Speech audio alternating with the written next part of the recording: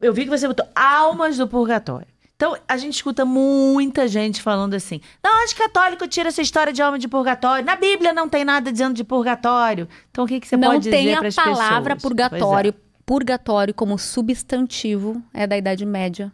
Mas nas Sagradas Escrituras nós temos um lugar de purificação, lá em 2 Macabeus, tá? Quando Judas recolhe os objetos dos mortos em combate, faz uma coleta, vende, tem ali 10.000 dracmas que ele oferta para a purificação daquelas pessoas. A palavra purgatório é o seguinte, o que significa purgatório? Meio de purificação, lugar de limpeza, né? Purificação. A gente sabe, né? A palavra purgatório, a gente conhece a palavra purgante. Tem o purgante que faz uma limpeza, né? Como está tudo obstruído. O purgatório seria, então, um meio de purificação. Antigamente, se acreditava que o purgatório era um lugar. Naquele lugar de sofrimento. Mais tarde, teólogos entraram em consenso, e aí, inclusive, a gente encontra uma citação, se não me engano, uma homilia de Papa Bento XVI, explicando por que Santa Catarina de Gênova, que foi uma grande santa, né? E que nos deixou o Tratado do Purgatório. Santa Francisca, que eu falei para vocês, deixou... Quem foi do tratado? Santa Catarina de Gênova escreveu o Tratado do Purgatório. Então, nós temos 2 tratados, o do Inferno e o do Purgatório. 2 santas escreveram. Tiveram Vou ler os revelações. 2. Tem que ler os 2, tá? Então ela colocava o purgatório como lugar. Muitos santos que tiveram experiências místicas com o purgatório, que não foram poucas, e é tão lindo, gente, o assunto do purgatório. Eu vou dizer uma coisa pra vocês. Eu fico muito feliz que vocês, como formadores de opinião, que vocês têm um programa maravilhoso, vocês estão dando espaço para o purgatório. Eu vou fazer uma pergunta, tá? Quantas pessoas vocês trouxeram aqui? Eu vou afunilar mais ainda a pergunta. Quantos religiosos, padres, sacerdotes, freiras, sei lá, sentaram aqui e falaram sobre a importância de rezar pelas almas? Quantos? Não, a gente sempre provoca, mas eu acho que assim, de livre e espontânea vontade, ninguém. Então a gente vê, né? A gente tem um gap muito grande aí, como católicos, tá? Eu coloco toda a igreja, todo mundo, nós fiéis, todo mundo que está envolvido. A gente negligencia as almas do purgatório. Negligenciar, né? A gente não dá valor para elas. Não dá pelota para elas. Não dá. E tem uma grande questão, assim, que eu comecei a pesquisar, e é verdade, né? A gente sabe o que a gente vê, o que a gente vê no mundo acontecendo hoje. E a gente vai falar aqui do Brasil, que é o nosso país. Qualidade de vida, prolongamento da vida, né? A morte, ela virou um tabu. É tabu falar da morte. A gente não fala da morte. No momento que tu não fala da morte, tu não te prepara para ela. Porque embora nós temos muitos católicos, não interessa se é católico, né, que vai sempre na igreja, eu sei católico e IBGE, mas a gente vê que as pessoas assim, não vou falar em morte porque morte atrai. Não tem isso? Tem. Não fala em morte porque morte atrai. Conheço gente pra caramba que fala isso. 90% das pessoas, já falando de morte de novo, vão falar que isso daí atrai. Só que isso daí é uma superstição. E no nosso coração não tem que ter lugar para superstição. A gente não tem que acreditar nisso. Então, é a mesma coisa. A gente fala em nascimento. O nascimento é proporcional à morte, que todo mundo que nasce vai morrer, né? Claro. Tu não pode falar em morte, porque morte atrai. Mas tu pode falar grávida, ela vai parir na tua frente um bebê? Não vai. Nem vai engravidar. Tá vendo? E nem vai engravidar. Então, o que acontece? Para falar no purgatório, a gente tem que quebrar esse tabu da morte. Então, as pessoas não têm medo de purgatório, não querem falar de purgatório porque é coisa de morte. E purgatório não é um lugar de castigo, né? Mas é um meio de purificação. E outra coisa, a maior parte das pessoas que morrem, a grande, esmagadora maioria, vai passar no purgatório, sim. Os que não forem ao inferno, né? Os que não forem ao inferno. Já até descartei o inferno aqui, ó. Mas tirei. Vamos dizer assim, dessa esmagadora maioria que morreu, muita gente nem purgatório vai. Lu, eu digo sempre o seguinte, que eu acho que o purgatório, é muito justo ter um purgatório.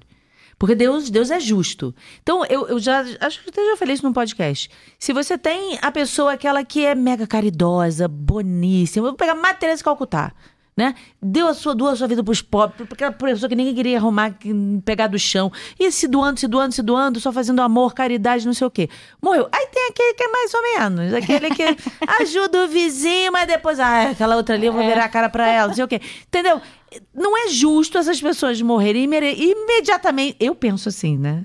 Com o meu pensamento pequeno, humano, né? Quem sou eu? Quem sou eu a pensar como Deus? Mas assim, é justo que essa pessoa que pecou mais, que vá para um local onde ela vai se purificar até chegar no céu. Com certeza. Né? Pelo menos é o que eu acho. Mas isso está mais ligado à quantidade de pena do pecado que tem que ser pago. Sim. Do que a outra coisa. Isso é importante explicar. A pena do pecado a ser paga é que está ligado ao purgatório. Então, explica isso. Por que ok, a pessoa vai se purificar, mas se purificar do quê? No final da vida a pessoa estava rezando, estava toda voltada para Deus, mas do que a pessoa tem que pagar? Mas o resto da vida dela, quando ela pediu perdão e ela não fez penitência suficiente, é a pena do pecado. Então, por exemplo, purgatório é um estágio ou um estado, vamos dizer assim, um estado de purificação da alma, que vão as almas que se arrependeram dos seus males, dos seus pecados, né? Se arrependeram, porém devem pagar uma dívida à justiça divina. Foi exatamente o que tu falaste, a justiça, né? O purgatório, eu sempre gosto de falar o seguinte, que ele é um estado onde abunda a misericórdia de Deus. O purgatório é o último, eu não vou falar lugar, mas é a última instância. O estágio da misericórdia de Deus, ela se completa na totalidade. Porque a alma que vai pro céu, ela já não precisa da misericórdia, ela já tá ali. Já tá no santa, ápice. Santíssima. Aí, inferno. Só lamento, né?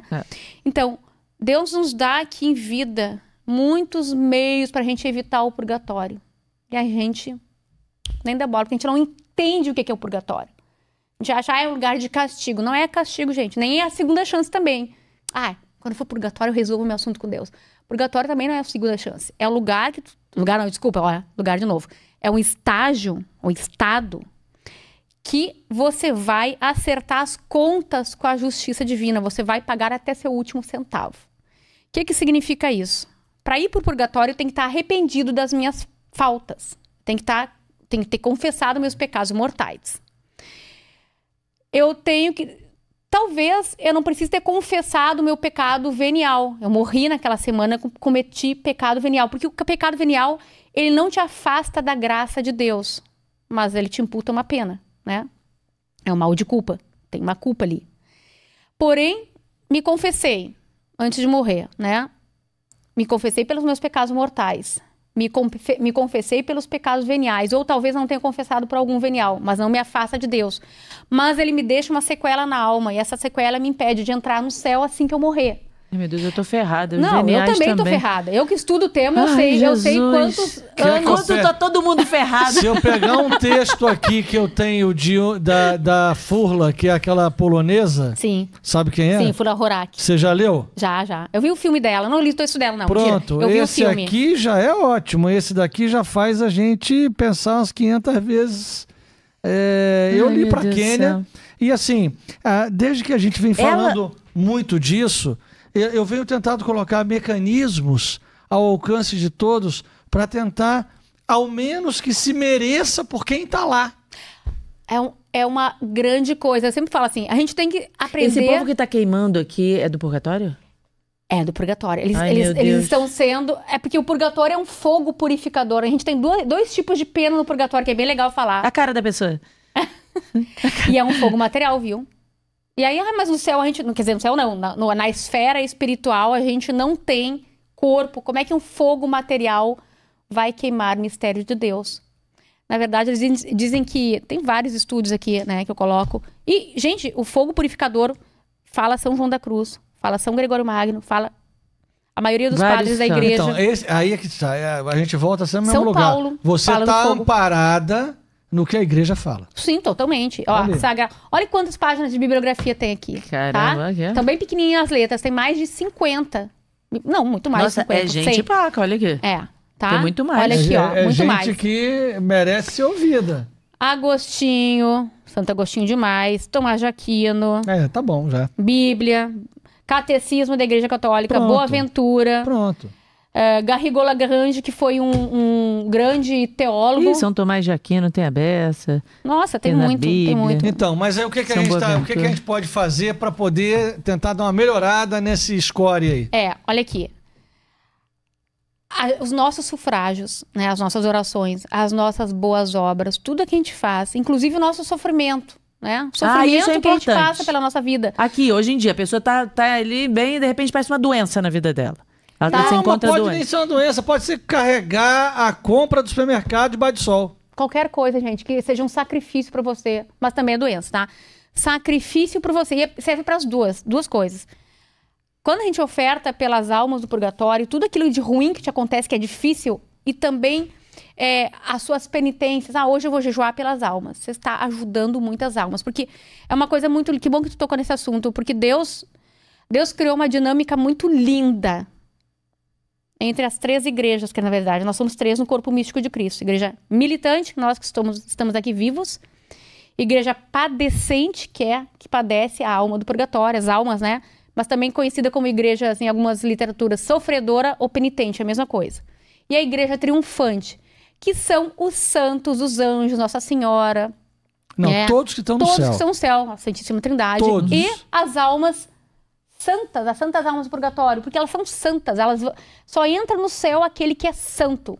Aham. Não, peraí. meio santo. Mas quem tá no purgatório não tá no céu ainda. Então, Não está, mas tem a certeza da salvação. Por isso que Santa Gertrudes chama de santas almas do purgatório. Porque elas estão ali se santificando e elas vão pro céu. Só tem uma certeza, do purgatório só vai para um lugar, tu vai pro Entendi. céu.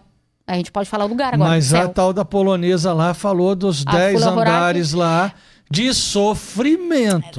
E vai rodando e sofrendo. É assim, ó. Santa Francisca, a gente volta lá para Francisca Romana. Santa Francisca Romana, que escreveu o Tratado do Inferno, mas ela também teve visões do purgatório. Ela categoriza os estágios do purgatório. Só que o que a gente tem que entender aqui? Estágios em níveis. Tipo assim, um nível muito alto, muito próximo do céu, que são aquelas almas que devem pouco à justiça divina. Tem um nível intermediário, que eu acho que vai ficar a maioria de nós, né?